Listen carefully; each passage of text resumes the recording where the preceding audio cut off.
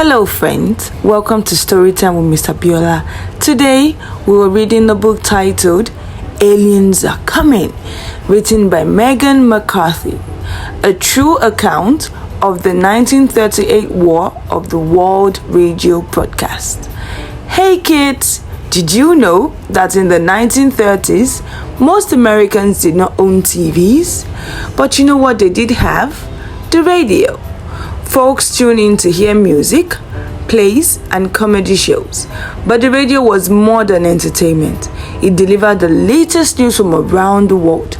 And because Americans believed what they heard, they were easily fooled by a radio play that sounded like an actual news bulletin. The reaction was astonishing. Here's that story. It was October 30, 1938, the day before Halloween. Broadcasting on the radio that evening were Ramon Raquello and his orchestra playing a tango. Suddenly, the music stopped. Announcer: ladies and gentlemen, we interrupt our program of dance music to bring to you a special bulletin. At 20 minutes before 8 Central Time, Professor Farrell of the Mount Jagger Observatory, Chicago, Illinois, reports observing several explosions on the planet Mars. Announcer: ladies and gentlemen, here is the latest bulletin.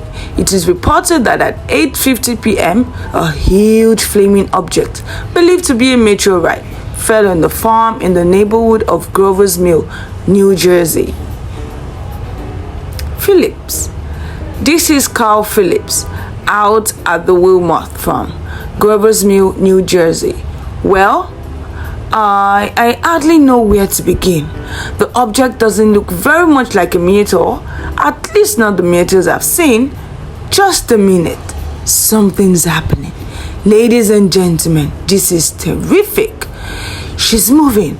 Look, the damn thing's unscrewing. What do you think is going to happen next? Let's find out. Phillips: ladies and gentlemen, this is the most terrifying thing I've ever witnessed. Wait a minute. Something's crawling out of the hollow top. Someone or something. Are they eyes? Good heavens. Something's wiggling out of the shadow. Now it's another one. And another one. They look like tentacles to me. But that face, I can hardly force myself to keep looking at it. Wait, something's happening. A humped shape is rising out of the pit. Now the whole field's caught fire. The woods, the barns, the gas tanks of automobiles. It's spreading everywhere. Ladies and gentlemen, I have a grave announcement to make. Those strange beings who landed in the Jersey farmlands tonight are invading army from the planet Mars. The bells you hear are ringing to warn the people to evacuate the city as the Martians approach. Streets are all jammed, noise in crowds like New Year's Eve in city. Enemies now in sight.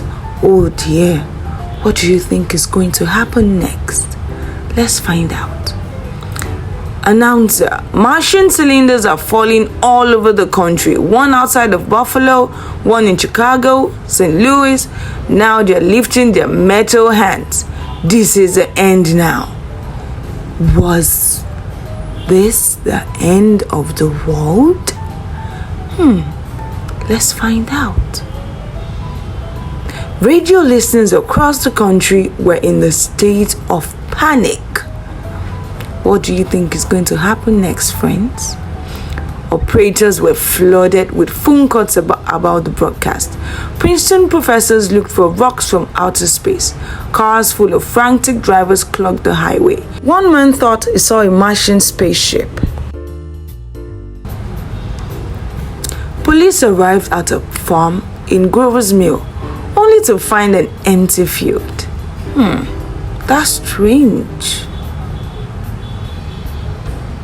Meanwhile, the actors from the Mercury Theatre on CBS Radio continued with their radio show, unaware of the terror they had caused outside the door. The alien invasion was just a story. Using actors and sound effects, Orson Welles, the soon-to-be famous director and actor, had created an all-too-realistic version of the popular science fiction novel The War of the Worlds by H.G. Wells. If your doorbell rings and nobody's there, Welles said at the end of the broadcast, that was no Martian. It's Halloween! Thank you, friends, for listening. Don't forget to like, share, and subscribe.